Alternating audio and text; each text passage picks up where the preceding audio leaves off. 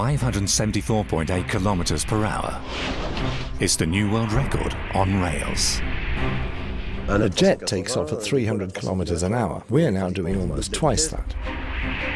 The quest for super trains entered a new phase in the 1950s, when locomotives went from 140 kilometers per hour to the mad speed of 330 kilometers per hour, with equipment pushed to its limits and conductors facing unknown risks. The design techniques of the time made it impossible to predict what would happen. Thanks to 3D reconstructions, we will see the impact of innovative technology and construction secrets that enabled engineers to break records that were considered unattainable. The TGV runs with a helicopter turbine. We had to invent completely new tools. From generation to generation, trains were going faster and faster. There were some foolhardy projects, yet also a revolutionary engine. The aerotrain hovers thanks to its air cushion, so it almost completely eliminates friction.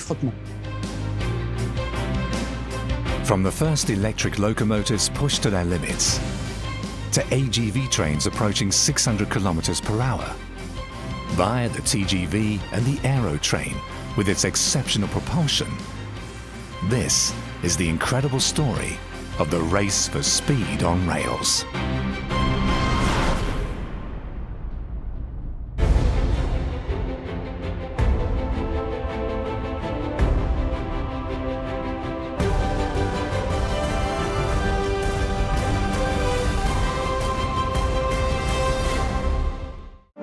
It all starts in the mid-1950s in post-war France. The mood is optimistic and speed is all the rage. And the speed of trains in particular. However, the steam locomotives of the 50s can't go beyond 140 kilometers per hour, since to reach this speed, the heat in the furnace must exceed 800 degrees Celsius, a temperature obtained thanks to the presence of multiple pipes in the water tank. The more tubes there are, the more heating surface there is, so the more steam can be released. 1 litre of cold water produces 173 litres of steam. This vapour exerts pressure on a piston. The piston creates a back and forth movement on a connecting rod. The connecting rod, attached to a wheel, will make the engine go faster and faster. Trains could now run up to 160 kilometers per hour. Yet to exceed this speed, you have to rethink the train and forget about coal-fired engines. With this in mind, the French engineers are looking for inspiration from the Paris metro and its electrical technology. We immediately saw that electricity could produce much higher power at much lower costs. In 1952, the SNCF, France's state-run railway, decides to electrify the track between Paris and Lyon. A power station will provide the energy the train needs. A 1,500-volt current is thus transmitted in a copper wire above the railway track, called a catenary.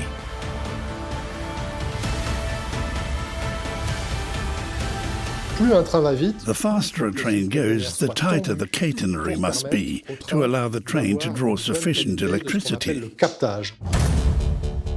The rigidity of the copper wire is essential, since it has to withstand the pressure exerted by a key part of the train. It's the pantograph, a bow-like structure located on top of the lead car, which is responsible for collecting the electric current. The pantograph is a revolutionary invention. 70 years later, it is still present on the most recent high-speed trains. It still weighs as much as ever, nearly 200 kilograms. In the beginning, its details are a well-kept secret. Even today, several parts are still protected by patents, such as its rate of air resistance. The pantograph is a bit like an airplane wing. It pushes upwards. In spite of the pressure caused by the speed, the composition of the bow prevents it from being torn off. Its structure and attachments constitute an intricate piece of engineering. However, at this level of speed, there's a problem. By lifting the copper wire several centimeters, it would only take a few minutes for the bow to be cut in half under the effect of the speed. The engineers will have to find a solution. The catenary was laid out in zigzag form so that it can glide across the pantograph. If the line was straight, it would have the effect of a saw, and then, after 1 kilometer, your pantograph would be cut in two. A bow is 70 or 65 centimeters wide. You have to use its whole length for the zigzag of the catenary, which may then glide sideways for several dozen centimeters. Once the contact is made, the current is sent to a transformer and then to the motors on the bogies, huge carts with wheels. The electric current will thus directly feed the motors. It's a system that promises unprecedented power, enabling trains to reach levels of speed never before attained. Two manufacturers are chosen for the job, Alstom and Schneider. That meant 2 locomotives, each with a different technology. The BB type and the CC. Schneider's BB has 4 wheels per bogie. Alstom CC has 6, which gives it better grip at high speed. Both trains will be a complete innovation on the railway market and are intended to become showpieces of French engineering. However, there's no thought of chasing records yet. To inaugurate the new era on February 21, 1954, the engineers will perform a test on the line between Paris and Lyon. The CC will go at full speed in order to observe its behavior.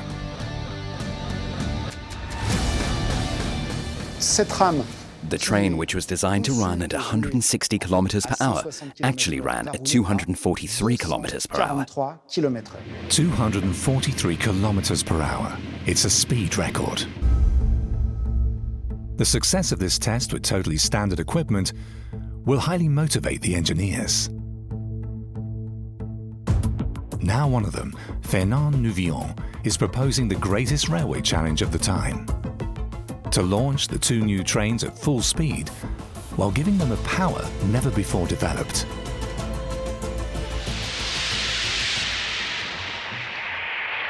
The question was, where can we stage a test at such speeds? And as it happens, in the southwest, there's a line which runs perfectly straight for 40 kilometers. Once the trajectory has been defined, some modifications are made to push the engines to the maximum of their possibilities. The conductivity of the catenary through which the current passes is increased to 2000 volts instead of the 1500, which are the norm on the railway network. This way, the engines will develop powers of 8 megawatts, whereas they were designed for 3 or 4. That's more than double the design specifications. Nobody knows yet what problems may occur beyond 250 kilometers per hour. However, the engineers are imaginative. The windshields of the locomotives were fitted with wire mesh. There was a fear of bird strikes. At 300 kilometers per hour, this might cause severe damage to the driver's cabin.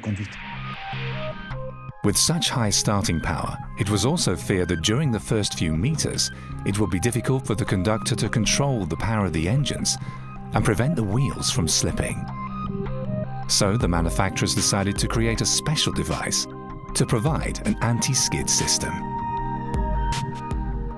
That's why there's sand on board the engines, to increase grip. The sand prevents slippage when starting up. It's still used on today's engines. They have tanks that open to pour out the necessary amount of sand. On March 28, 1955, the Alstom CC sets off on the 40 kilometers of straight line. An engine equipped with the latest technology. It's hoped that it will reach a speed of 300 kilometers per hour, or more if possible. Soon the CC reaches the record speed of the previous year, 243 kilometers per hour, and the locomotive is ready to go much faster. The symbolic barrier of 300 kilometers per hour has been reached. Yet at such a performance, the technology is being stretched to its limits. In particular, the catenary is showing worrying signs. The contact wire and the pantograph went like this. Electricity arced in all directions. The bow began to melt, and as the pantograph was almost destroyed, they took emergency measures and lowered it. The locomotive pulverizes 243 kilometers per hour. They had gone at over 300 kilometers per hour. Yet, the order is given to stop the train as soon as possible.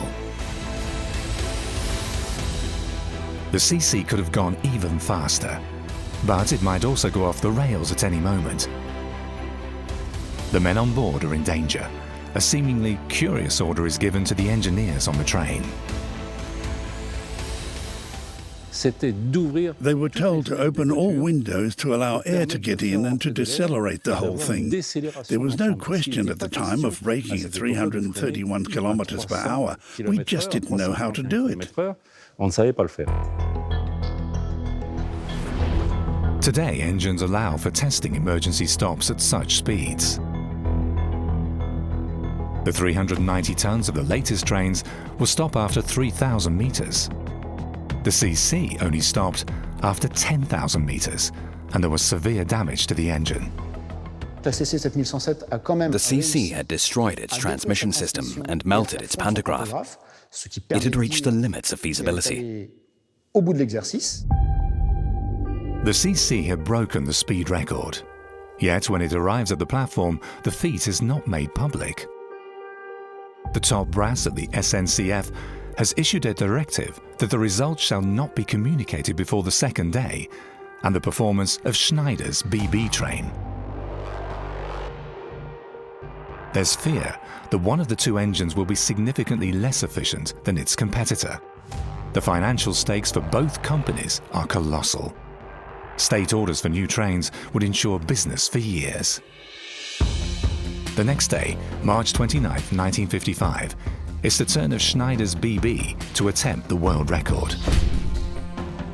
After a few minutes, the train reaches a maximum speed of 331 kilometers per hour.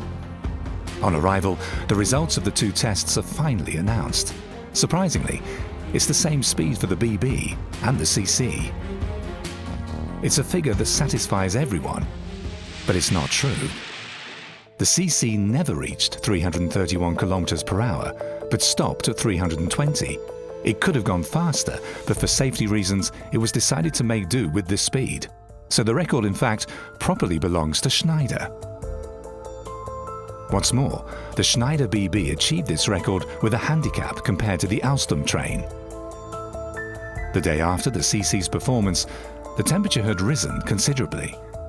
On the day of the BB's run, it was much warmer.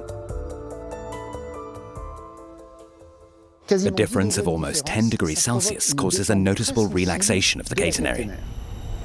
A relaxed catenary poses the risk of considerable undulation when the pantograph exerts pressure from below. And that hinders current collection. Without these power cuts, the BB might have gone well beyond 331 kilometers per hour. Yet its performance close to the Alstom engine suits everyone. And the news of a world record set by two different engines resonates across borders. It made news headlines, regional as well as national, and even in the international press. 331 kilometers per hour was the absolute world speed record for trains at the time. The double feat set an example for all countries looking for solutions in future rail traffic. The manufacturers, Alstom and Schneider, would charge a high price for their know-how, as the world market for trains offered spectacular possibilities. But these exploits also whet the appetite of other companies. 2 years after the dual speed record, an engine straight out of the future sees the light of day. The ambition of its makers to shatter the state-financed record by surpassing 350 kilometers per hour. It's called the Aero Train. This exceptional invention with its unique mechanics, which makes conventional trains look totally outdated, is the brainchild of Jean Bertin, an ingenious inventor in the field of aeronautics, a daring entrepreneur, and a major player in advanced post-war research.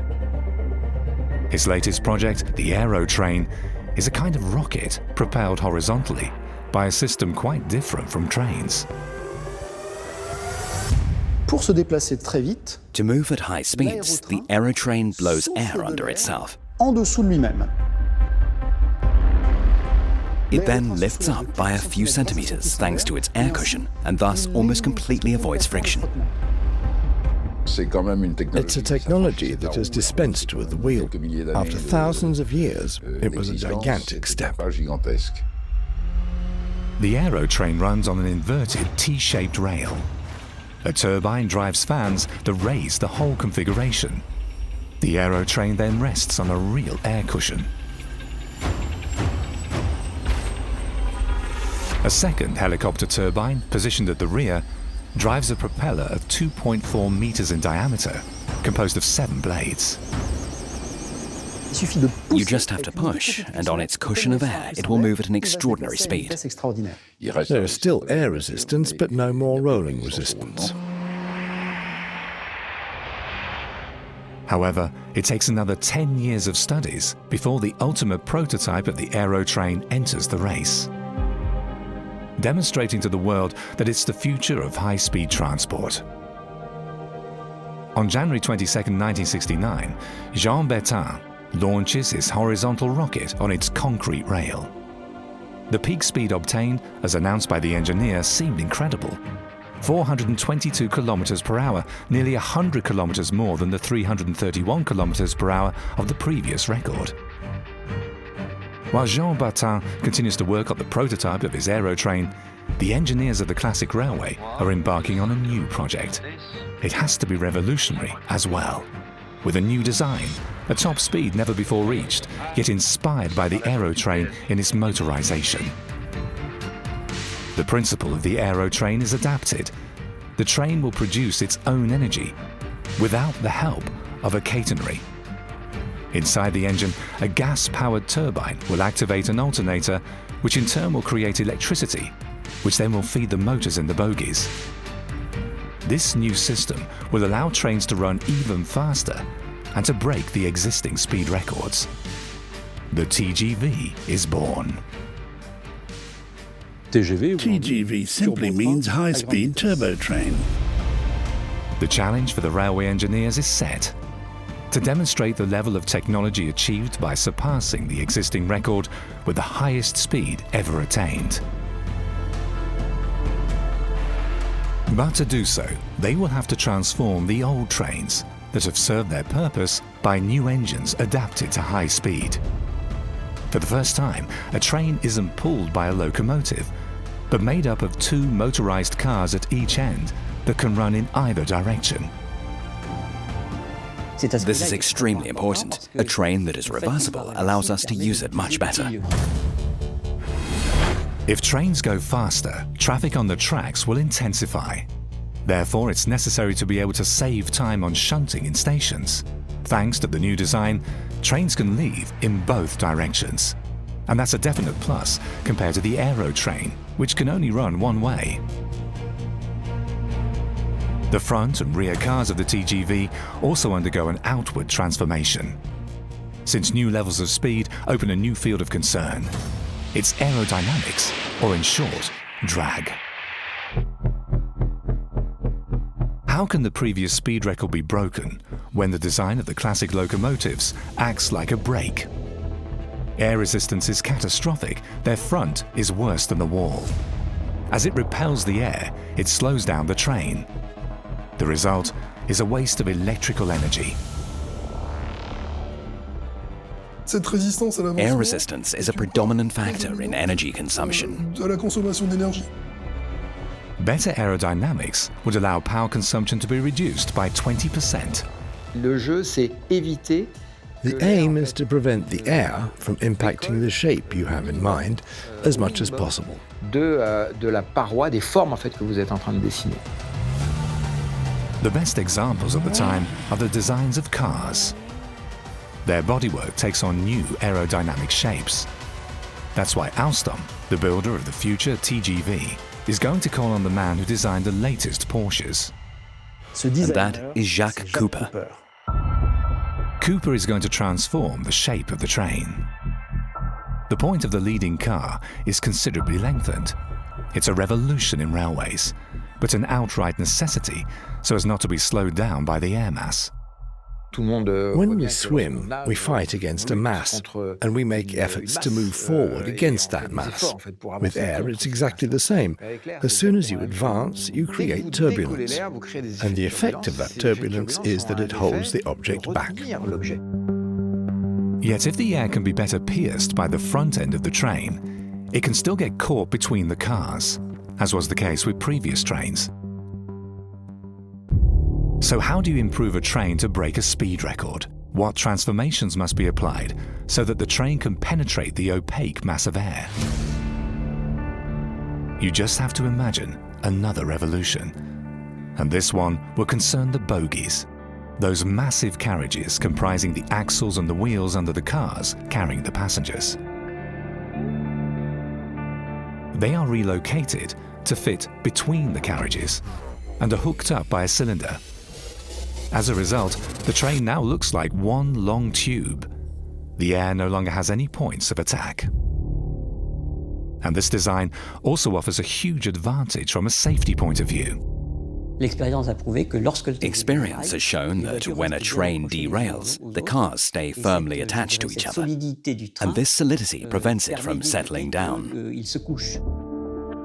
When the bogies were spread out under the trains, it was enough for the head end of the train to derail, so that the following cars would take completely random paths. With the bogies between the cars, the train becomes a single unit, and the chances of them going completely off the rails are almost nil.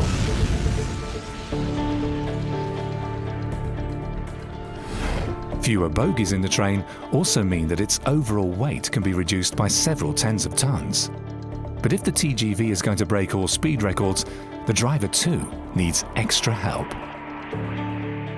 In high-speed trains, the driver no longer has time to see the signals, so we had to invent another system. On TGVs, sensors are placed in front of the first axle and constantly read the speed at which the train is allowed to travel. On today's high-speed lines, it's still this procedure that enables the driver to keep the authorized speed. We have a safety system to alert the driver when he's going too fast, and if it doesn't get a reaction, it automatically activates a device that will stop the train. All these innovations are in place to ensure a smooth attempt at the world speed record. On December 8, 1972, TGV 001 sets off on the same track as the previous trains. In the train, a wagon is filled with high tech that analyzes its performance in real time. While the engineers scrutinize the data on the train's behavior, all eyes are glued on the speed dial.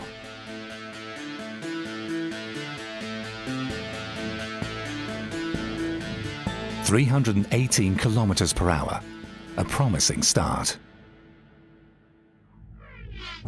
If the helicopter turbine can be developed just a little more, the engineers think that they will reach the 420 kilometers per hour of the aerotrain. Their company now has a potential riposte to the craze generated by Jean Bertin's engine. Alas, this is 1973, a year of worldwide repercussions, which will condemn the future of the aerotrain and the TGV 001. The oil crisis causes a worldwide upheaval. The price for a barrel of crude explodes. And the helicopter turbines in the aerotrain and the TGV are big fuel consumers. So, in the end, this technique was a failure. The TGV project, as well as the aerotrain, are shelved. It killed the aerotrain, it killed my father. He died a few months later. Yet during all these years, the aerotrain had made the conventional railroad seem like a thing of the past. And now there's another means of electric transport. It's the Shinkansen, the new star of Japan's railways. Running at a commercial speed that's remarkable at the time, 210 kilometers per hour. But the Shinkansen is not comparable to the French trains because it's a shuttle with magnetic levitation. The cars lift thanks to powerful magnets. However, this vision of modern transport adds to the image of the train as being hopelessly outmoded. A minister at the time said, "The train is finished."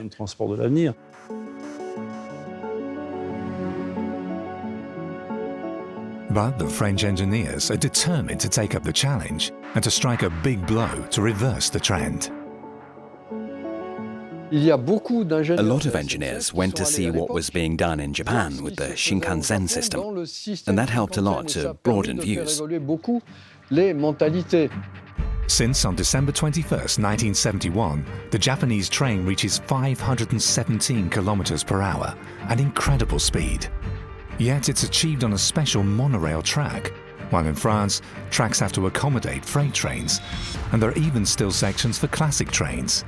It's evident, however, that the race for speed is now run on a worldwide scale, and so new technologies are called for. To compete in the race, it takes nothing less than a brand new train. However, it must comply with two requirements. It has to be 100% electric, so that it doesn't depend on rising oil prices, and it must be able to run at very high speeds every day. Yet the engineers don't have to look far to find the answer. All it needs is the TGV with a new formula, without its helicopter turbine and re-equipped with a pantograph. In other words, a TGV 2.0. It's the one we know today, a train imagined almost 50 years ago. Yet to run it at 250 kilometers per hour every day, there is an obligation. There has to be a difference of 150 to 200 kilometers per hour between the record speed of trains and the commercial speed.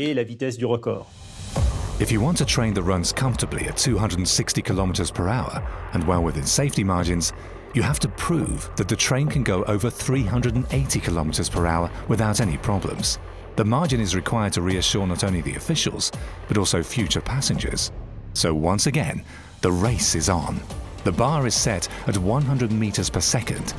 The project is christened TGV 100. To prepare for the new speed record, not only will the train be profoundly modified, but the track too. Since the electric current coming from the power stations is going to jump from the traditional 1,500 to 25,000 volts. To guarantee such a powerful electric current all along the line, you have to build substations at a distance of 50 kilometers. These small bases will adapt and reduce the gross power sent by the central station. For the high-speed line between Paris and Lyon, control and management of the substations is done from Paris. Here they check that the intensity of the power supply from the small copper wire is constant. The catenary receives a current 20 times more powerful than before. But it also must be adapted to the specific conditions of a record run, because the engineers anticipate a problem. The pantograph, by pressing on the catenary at high speeds, will create a ripple in the copper wire.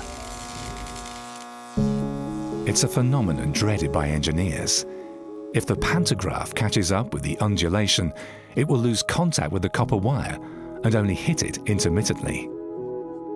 If you tear off the catenary, it means disaster. So how do you make the catenary lift as little as possible and stay in constant contact with the pantograph? On a high-speed line, the catenary is stretched to 2,600 decanewton. That's almost twice the tension on a conventional line. The counterweights on the masts are increased to further stiffen the structure that holds the catenary, an indispensable process. The infrastructure on the ground is modified too, since the old 30-meter rails cause a shock each time the train passes over a weld. The whole system is therefore redesigned. We now manufacture rails that are almost 300 meters long and are delivered by special trains. These bars are assembled using a special technique. They're welded with aluminium. The result is a rail without any intermediate mechanical joint. The disadvantage of extremely long rails is that when temperatures rise, they tend to bend upwards along their entire length. So we chose very heavy rails, weighing 60 kilograms per meter, so they won't lift.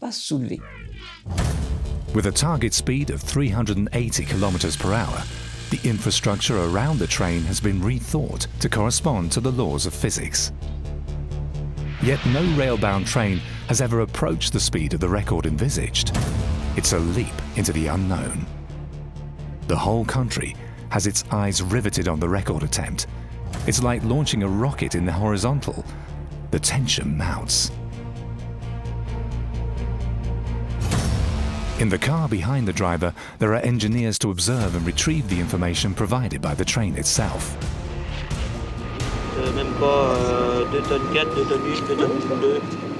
Of course, the train was loaded with sensors, as during all the previous runs. On February 26, 1981, the TGV 100 gets rolling. For conductor Jacques Ruisse, going for the 380 kilometers per hour is beyond anything he's done before.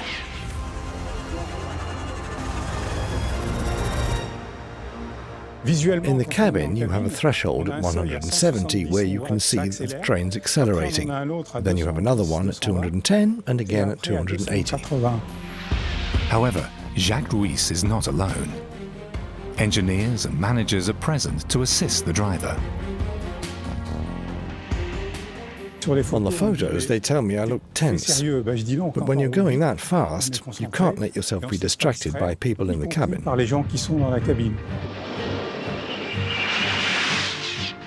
120 seconds. 372 kilometers per hour. 73, 74, 75, 76, 77, 78, 79, 80. We've reached 380 kilometers per hour. 380 kilometers per hour. The world record of 1955 is beaten, but they can't go any faster. Due to the force of the airstream, the pantograph lifts off dangerously from the train, pushing the catenary much too high. We already had a lift of more than 21 centimeters, so we stopped at 380. The limits of the TGV 100 have been reached. Yet the performance is unprecedented, with a train and installations that will be used in everyday traffic. It's state-of-the-art technology at the service of passengers. This train is not a utopia, it's the very train that will race into the future. The interesting aspect was that we were breaking records with commercial equipment. The world record makes the TGV a worldwide success, and the lines spread all over France. The high-speed train becomes the new icon of the railway. Passengers are eager to board the orange train. But like all records, this one too will be hunted down. 7 years later, on May 1st, 1988, the German manufacturer Siemens sends its ICE between Hanover and Würzburg at 406 kilometers per hour.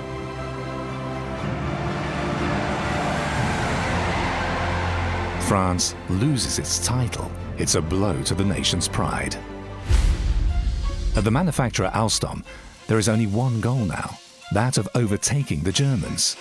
All forces are going to focus on this objective. The commercial future of one of the jewels of French technology is at stake. They must strike hard this time, so as not to be overtaken again a few months later. The aim is to crush any hopes of being on an equal footing with the French railway industry. The envisaged speed must kill off all competition for a long time to come. We were hoping to break the 500 mark. 500 kilometers an hour, a mythical barrier. Yet how are the engineers going to achieve this feat? Will they be able to improve the rigidity of the catenary so that it won't be torn at over 380 kilometers per hour?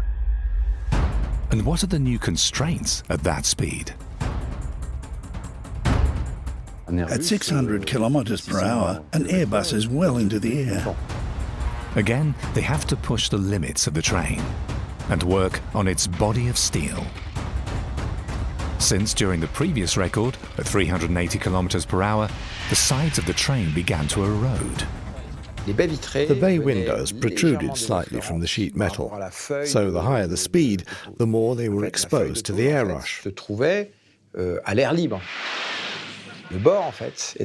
And we're talking about sheet metal just a few millimeters thick. With an imperfect airflow, everything that protrudes is gnawed away. So when the train's underway, there's a continuous abrasion of 3 to 4 hours. The effect is a real break on the train, so the fuselage has to be perfected down to the last millimeter. For the first time, rubber membranes are placed between the cars. The designers work on the aerodynamics of the first car, but also on the tail end of the train, so that the air will flow without too much rupture. Metal shields are placed on the bogies to prevent the air from getting inside. The diameter of the wheels, which is traditionally 920 millimeters, is increased to gain speed. On top of the train, the pantograph is put on a firmer suspension so as not to lift the catenary, as happened during the 1981 record, when the copper wire had been pushed up about 20 centimeters. It's tightened once again to ensure the closest possible contact with the bow. But it's not only the train that is modified. The infrastructure is also adapted. The line is secured by 2 to 3 meter high fences all along its length to prevent accidents involving animals crossing the tracks. Game struck by a TGV at 300 kilometers per hour causes a lot of damage. But fences may not be enough. There's also surveillance along the tracks. There are some hunters and hunting federations with whom we have partnerships, who will hunt game along the line or try to scare it away. Everything's ready for the record. But before they invite the press from all over the world, a number of high-speed tests will be performed. Several times the train approaches the 500 mark. We were gradually increasing the speed, and each time we'd monitor all the data to check that we were still within a safe margin. Then, on May 18th, 1990, we told the top brass, "Okay, we can go." The public holds its breath as the record attempt is covered live on television. Are the engineers going to win their bet and exceed 500 kilometers per hour on rails? Nobody has ever done it. Suspense is total. Speed 494. Passing Vendôme Station in a few seconds. Passing Vendôme Station. Speed 495.17. Just a few kilometers per hour away from the magic 500. Yet anything can still happen. The catenary may rip. The pantograph may be torn away by the speed. The engineers on board scrutinize the reactions recorded by the sensors. Anxiety and excitement become one until the delivery. 500. 514, 15, 515 point something. I'll read out later. Cut all tractions. We're watching. It's not over yet.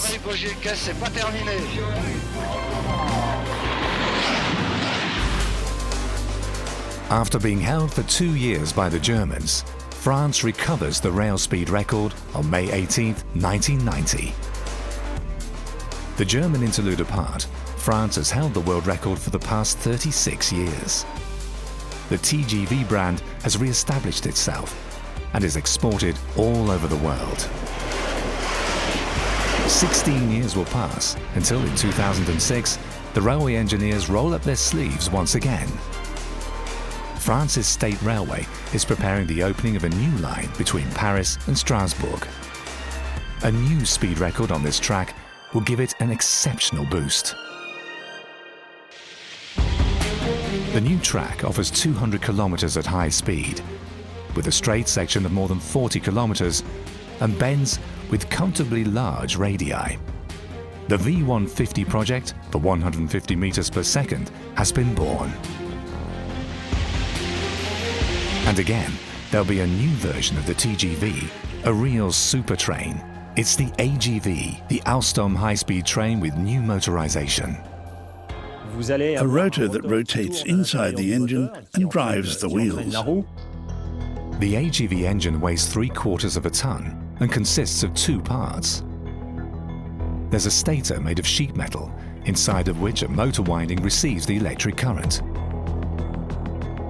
In its center, there is a rotor made of an assembly of sheet metal and cobalt magnets, providing a magnetic force of exceptional dimensions. The stator turns the rotor.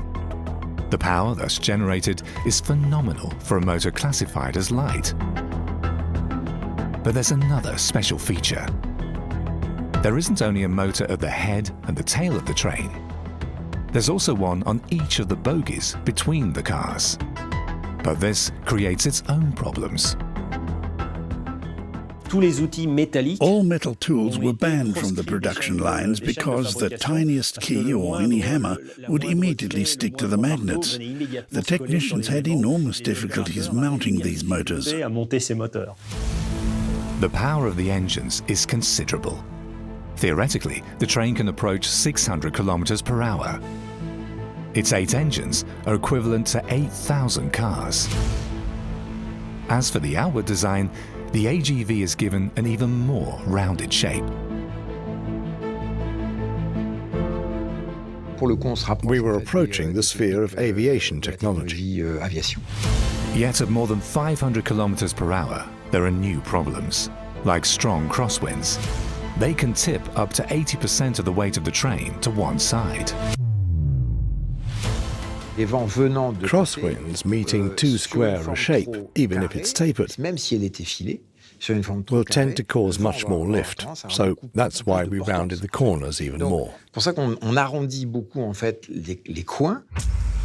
At the front, the windshield also becomes flush for better penetration of the air.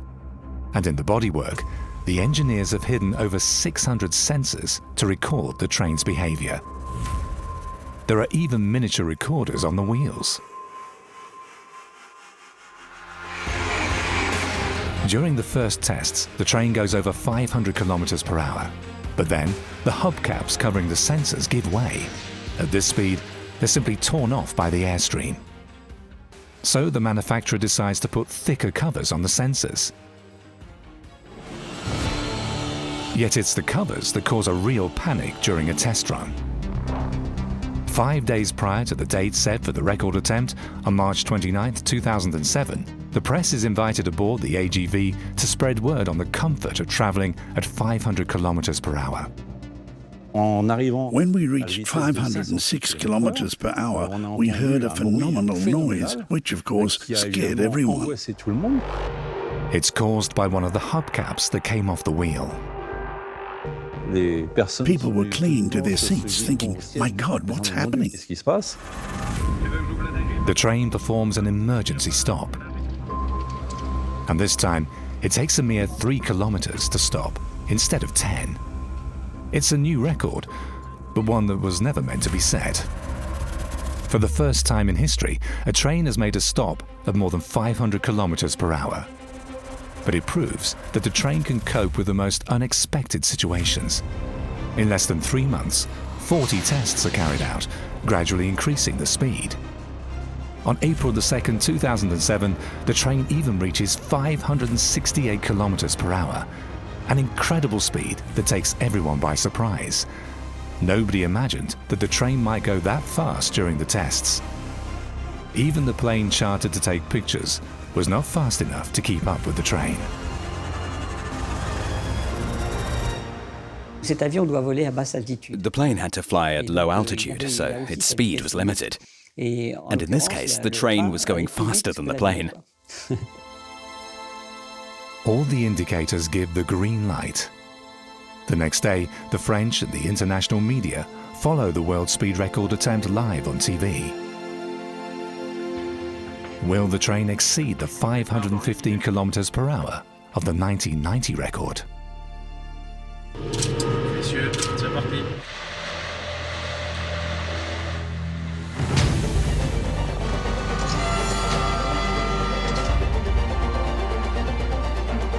It's 1 p.m. The train leaves from the town of Prony in the direction of Nancy, Paris. After 10 kilometers, the AGV begins to accelerate in earnest, fed by the electrical voltage sent to the catenary from this point onwards. The normal voltage of 25,000 volts had been increased to 31,000 volts to provide additional power. 6,000 volts more. That's a 25% rise in the power sent to the copper wire. There we go. Initial voltage 31.2 kV.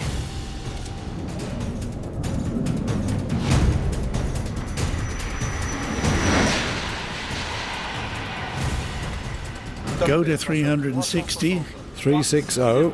Correct. 710A, 29.9 kV. The rigidity of the catenary brought about by the counterweights on the masts has been increased by 50% to withstand the wave generated by the bow. You can't jump from 2 tons to 4 tons, that would be too abrupt. We stretch to 2.8 tons, then to 3 tons, so that we have progressive tension and approach the record zone with a tension of 4 tons.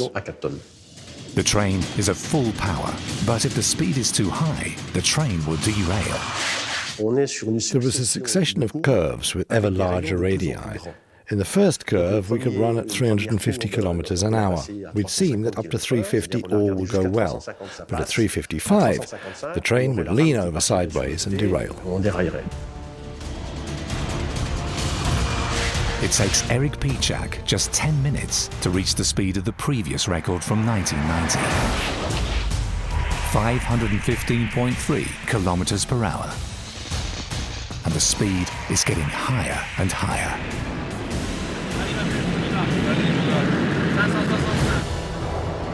13 minutes. 574.8 kilometers per hour, or almost 160 meters per second. Attention all, after control and validation, the official speed reached during our run is 574.8 kilometers per hour. 17 years after the 1990 exploits, the third generation TGV exceeds the previous record by 59 kilometers per hour. It's almost half the speed of sound. The commercial speed with passengers can therefore be pushed to 320 kilometers per hour on a daily basis. Today we're driving at speeds that were world records not so long ago.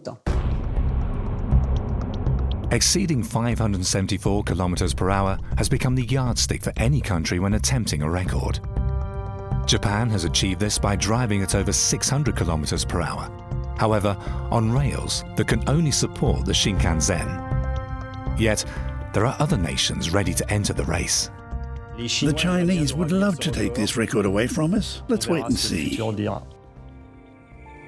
The Americans and their brilliant inventor Elon Musk are working on it with an incredible concept, the Hyperloop. The passengers will sit in a capsule and the cylindrical train will move in a long vacuum tube. Thanks to a levitation system created by powerful magnets, the capsule will be hovering without friction and without air resistance, so that nothing can hinder the shuttle's progress. With a powerful electric motor, it could reach speeds unimaginable a few years ago and exceed 1,000 kilometers per hour. But this is still only a concept, and it has met with considerable skepticism. Maybe I'm a bit harsh, but for me it's a PR stunt. How can you drive a vehicle at an extremely high speed in a vacuum tube without running into a great number of problems? Then there's the psychological side. Imagine a passenger locked up in a vacuum tube for 10, 20, 30 minutes on end. The other problem, one already encountered by Jean Bertin's Aerotrain, is the prohibitive cost of the infrastructure for the Hyperloop. Like the Aerotrain, these systems require that whole urban areas be flattened to allow them access to city centres, whereas the TGV is able to run on tracks that have been around for 2 centuries. A new speed record reaching 650 or 700 kilometers per hour would mean that commercial trains could run at 380 or even 400 kilometers per hour. Yet at this level, the budget would explode. The faster we go, the more expensive it gets to manufacture and maintain the cars. Costs for going from 320 to 380 kilometers per hour would quadruple. For the time being, the race for speed is taking a break. It will be many years before engineers will work on a new record. These days, ecological aspects call for moderation, and demand is focused on passenger comfort. From the first locomotives running on electricity, like the CC 7100, to the latest double-decker TGV trains, and the incredible Aerotrain. The race for speed on rails has helped to develop a know-how that is unique and is exported all over the world. The TGV 4.0, planned for the next decade, will be a synthesis of all the technological innovations implemented over the past 50 years. Comfort of transport, silent running within the cars, a low carbon footprint, 5G connectivity, everything is combined to make this train the new state-of-the-art reference for rail travel. The Japanese, with their maglev rocket, exceeded 603 kilometers per hour for about 10 seconds.